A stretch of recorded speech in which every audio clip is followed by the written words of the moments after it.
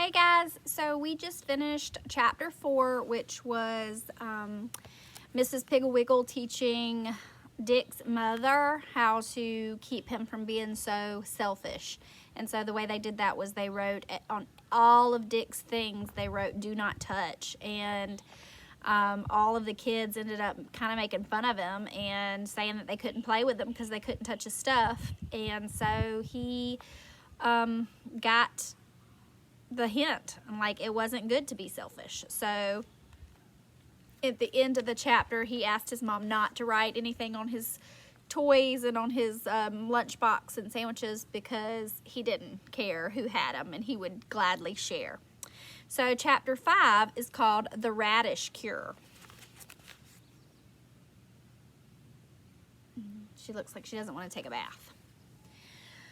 Up to the time of this story, Patsy was just an everyday little girl. Sometimes she was good and sometimes she was naughty. But usually she did what her mother told her without too much fuss. But one morning, Patsy's mother filled the bathtub with nice warm water and called to Patsy to come take her bath. Patsy came into the bedroom, but when she saw the nice warm tub of water, she began to scream and yell and kick and howl like a wild animal. Naturally, her mother was quite surprised to see her little girl acting so peculiarly, but she didn't say anything. She just took off Patsy's bathrobe and said, "Now, Patsy, stop all this nonsense and hop into that tub." Patsy gave a piercing shriek and ran from the bathroom, stark naked and yelling, "I won't take a bath! I won't ever take a bath! I hate baths! I hate baths! I hate baths!" Patsy's mother let the water out of the tub and went downstairs to telephone her friends and find out if their children had ever behaved in this unusual fashion, if it was catching, and what to do about it. First, she called Mrs. Brown. She said, "Hello, Mrs. Brown. This is Patsy's mother, and I am having such a hard time this morning. Patsy simply will not take a bath." "Pardon me just a minute, Mrs. Brown." She put down the telephone receiver and went over to Patsy, who was standing in the kitchen doorway, listening to the telephone conversation and feeling very important. Patsy said, "What did Mrs. Brown say to do with me, Mother?" Patsy's mother said, "She hasn't told me yet, but while I'm finding out, you better march right upstairs and get dressed, and then you can pick up that messy, sticky pasting work you left all over your room last night. Don't come downstairs until every single thing is put away." Patsy's mother picked up the telephone and Mrs. Brown said, "I'm sorry, but I can't offer you any suggestions because our little Prunella just adores a bath. Perhaps Mrs. Grotto could help you." So Patsy's mother called Mrs. Grotto. She said, "Hello, Mrs. Grotto. I just called to ask you if you could help me with Patsy. She won't take a bath and I am at my wit's end." Mrs. Grotto said, "Well, frankly, I don't know what to suggest because our little Paraphernalia simply worships her bath time." Of course, Paraphernalia is quite a remarkable child anyway. "Why, Thursday afternoon," she said. Yes, I know," said Patsy's mother quickly. "Goodbye, Mrs. Grotto. Thank you anyway." Then Patsy's mother called Mrs. Broomrack. "Good morning, Mrs. Broomrack," she said a little too brightly. "I wonder if you would do me a favor." "Why, of course, dear, of course. What is it?" Mrs. Broomrack asked. Well, said Patsy's mother, "this morning, for the first time in her life, our little Patsy won't take a bath. The idea seems to make her hysterical, and I don't know what to do." Mrs. Broomrack said, "Oh, why, you poor dear, all alone in that big house with that unmanageable child. Personally, I don't know what to say because our little Cormorant looks forward to taking a bath. Bathing is his favorite pastime. In fact, sometimes we can't get him out of the tub." "Why don't you let him stay in then?" said Patsy's mother. Because he might drown," squealed Mrs. Broomrack. "Well," said Patsy's mother as she hung up the phone. By this time, she was feeling rather depressed because it seemed that bathing was the most popular indoor sport with every child in town but her own dirty little girl. In desperation, she decided to call Mrs. Piggle. She should know about children, thought Patsy's mother. She certainly has her house crawling with them all day and night. It certainly was fortunate for Patsy's mother that she thought of Mrs. Piggle because although Mrs. Piggle has no children of her own and lives in an upside-down house, she understands children better than anybody in the whole world.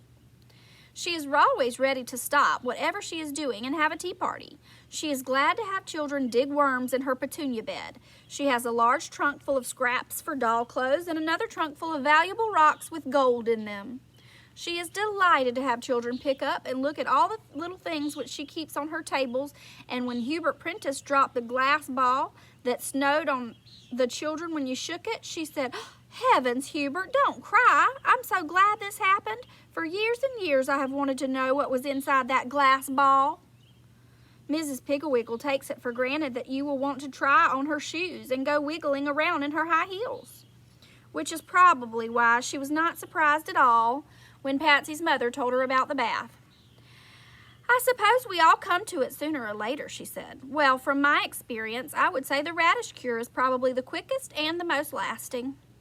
"The radish cure?" said Patsy's mother. "Well, yes," said Miss Piggle. "The radish cure is just what Patsy needs. All you have to do is buy one package of radish seeds.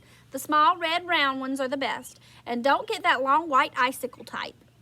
Then let Patsy leave her alone as far as washing is concerned for several weeks. When she has about half of an inch of rich black dirt all over her, and after she is asleep at night, scatter radish seeds on her arms and head. Press them gently in and then just wait. I don't think you will have to water them because we are in a rainy season right now, and she probably will go outdoors now and then anyway. With the little radish plants have 3 leaves, you may begin pulling the largest ones." "Oh yes, Patsy will probably look quite horrible before the radish cure is over, so if you find that she is scaring too many people or her father objects to having her around, let me know and I will be glad to take her over here. You see, all of my visitors are children, and dirt doesn't frighten them at all." Patsy's mother thanked Mrs. Piggle very, very much for her kind advice, and then she hung up and called Patsy's father and told him to be sure to bring home a package of radish seeds. Early Red Globe, she thought they were called. The next morning, she didn't say one single word to Patsy about a bath, and so Patsy was sweet and didn't act like a wild animal.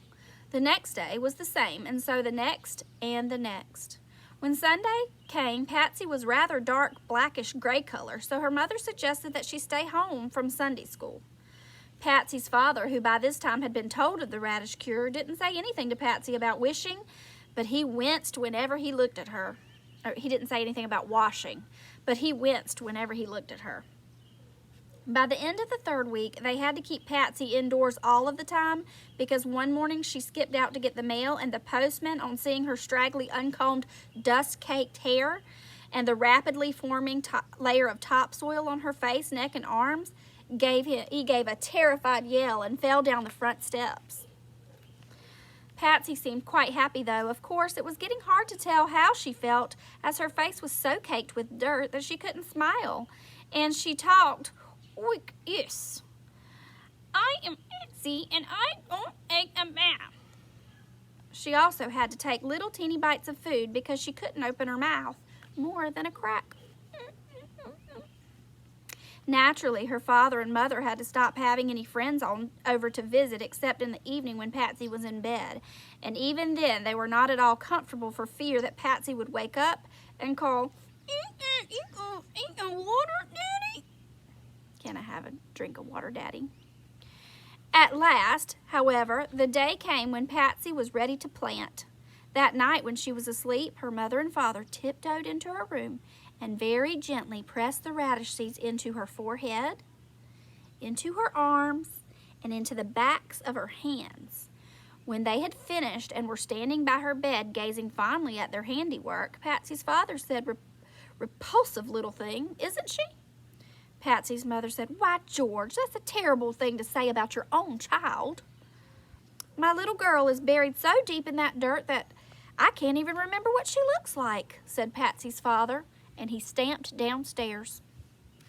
The radish cure is certainly hard on the parents. Quite a few days after that, Patsy awoke one morning and there on the back of her hand, in fact on the back of both hands and on her arms and her forehead, were green leaves.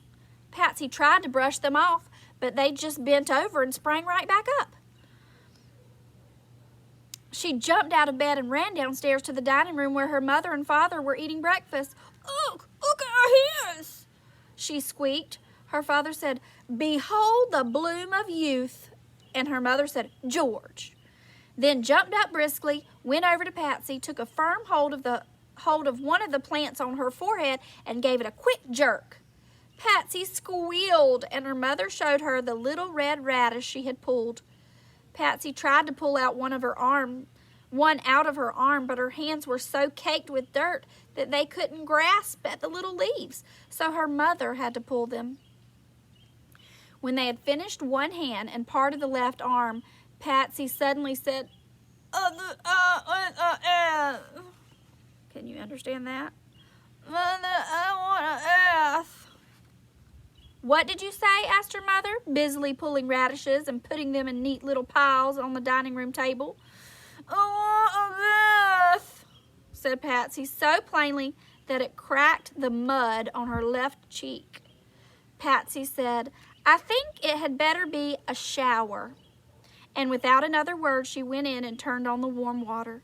Patsy was in the shower all that day. She used up 2 whole bars of soap, and she didn't even come out for lunch. But when her father came home for dinner, there she was, waiting for him at the door, clean, sweet, smiling, and in her hand she had a plate of little red radishes. And this is a picture of her mom pulling the radishes out of her forehead and arms and legs. And there's her dad in the background wincing, so he did not want to look at it. And that's the end of chapter 5. See you tomorrow for chapter 6.